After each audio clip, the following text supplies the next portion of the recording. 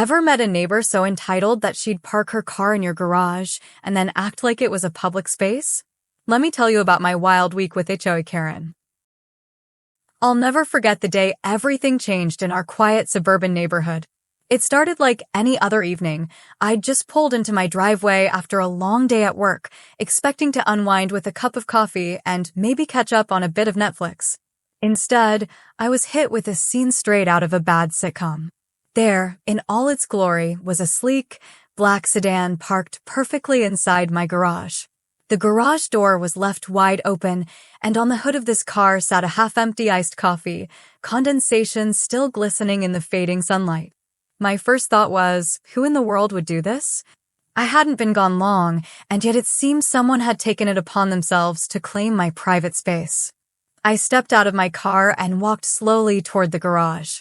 Just then, a sharp voice cut through the air. "Excuse me, could you tell me whose garage this is?" I turned to see a woman stepping out of the house across the street.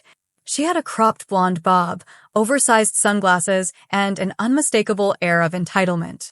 I recognized her immediately as Karen, the self-appointed enforcer for our local HOA, a woman who always seemed to have an opinion on every little detail in the neighborhood. "Why, this garage is just perfect," Karen said coolly, as if she were discussing the weather. "My car wasn't handling my driveway very well, and since your garage was wide open, I figured it'd be a smart move to park here. No harm, right?" I couldn't believe what I was hearing. "Karen, that's my garage. You can't just park your car in someone else's property without asking." With a dismissive roll of her eyes, she replied, "Oh, come on. It's just parking. Besides, I'm a busy woman and sometimes things just happen. I'll move it later." That later felt like a lifetime. I stood there, stunned by her brazen disregard for basic courtesy and property lines. In that moment, a thought, half mischievous, half determined, sparked in my mind. I couldn't let her get away with this audacity. So, instead of dialing the police or waiting around for her to eventually move her car, I did something I'd never done before. I locked my garage door from the inside and then packed up to leave for a week-long getaway. Now, here's where the story takes an unexpected turn. Unbeknownst to me, just seconds before I sealed up the garage, Karen had stepped inside to retrieve something from her car. When I activated the lock, the door clicked securely, trapping her inside along with her vehicle. As I cruised away from home, heading toward a much-needed vacation destination, I couldn't help but feel a twinge of both satisfaction and disbelief. I was on a beach somewhere, toes in the sand and a cold drink in my hand, while Karen was left to face the consequences of her own stubborn entitlement. Over the next few days, my phone began to buzz nonstop with frantic messages from Karen. "Help me. Please, let me out," one message read. "I'm locked in, you psychopath," another exclaimed. I listened to the notifications with a mix of amusement and resolve. I wasn't going to undo what had been done. Inside the garage, Karen's ordeal was nothing short of a comedic nightmare. At first, she paced around, trying to figure out if there was a secret release or a hidden lever that could open the door from the inside. When that failed, she attempted to call out for help, but the garage's thick walls swallowed her shouts. Her cell phone had no signal, and the battery that miraculously held on for a couple of texts soon died. Determined not to be defeated, Karen rummaged through her purse and even dug around her car for any supplies. All she could muster was a stale granola bar, a half-full bottle of sparkling water, and a few mismatched items that might have once been snacks. As the hours turned into days, her frustration mounted.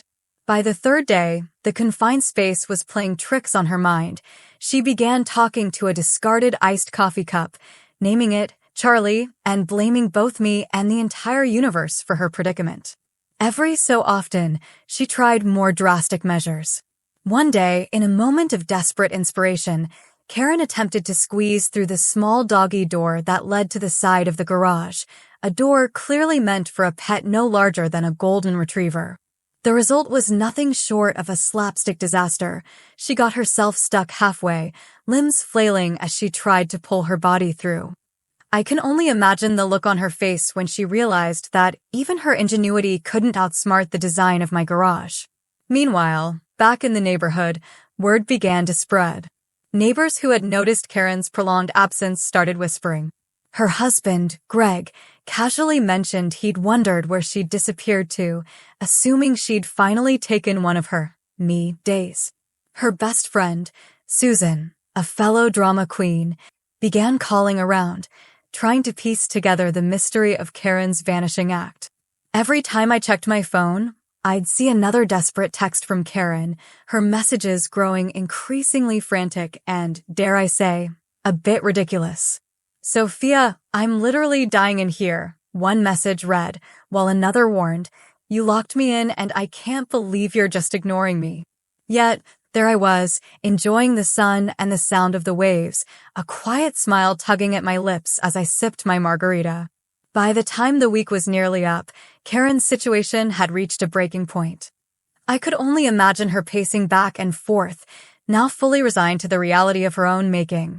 She had tried everything from pounding on the door with a spatula to attempting to fashion a makeshift rope from her purse strap in a bid to pull the door open. Nothing worked. The garage door, locked tight with my remote, was her personal fortress of solitude and humiliation. Then, on the final day of my vacation, as I was driving back home with a sense of relief and anticipation, I received one last message from Karen. "I'm coming out. This isn't over." I parked my car and walked toward my house, my heart pounding with curiosity about what kind of spectacle awaited me. I approached the garage slowly and pressed the button to unlock it. The door creaked open, and out stumbled Karen, disheveled, red-faced, and visibly defeated. Her hair was a mess, her clothes slightly askew, and there was a wild look in her eyes that told a story of days spent battling her own stubborn pride. "Sophia, you locked me in there. You left me to rot," she shrieked, barely able to catch her breath between furious exclamations. I calmly gestured toward the security camera set up by my front door. "Actually, Karen, you locked yourself in when you refused to move your car. I've got the whole thing on tape." I pulled up the footage on my phone, and there it was, the undeniable evidence of her nonchalant admission as she parked her car in my garage, followed by her stubborn dismissal when I asked her to move it. Even her husband, Greg, who had finally come over after catching wind of the commotion, couldn't argue with the facts. In the end, the local HOA had to step in. Karen faced a hefty fine for misusing a neighbor's property and causing a public disturbance. While I never pressed charges, the message was loud and clear: entitlement has consequences. That week was a wild ride, a lesson in boundaries, respect, and the unexpected turns life throws at you when you stand up for what's right. I learned that sometimes a little creative justice can go a long way in putting an end to absurdity. And Karen? Well, let's just say she'll think twice before assuming anyone's property is fair game again. So, next time you find yourself facing an entitled neighbor, remember, sometimes the best remedy is a little patience and a locked garage door.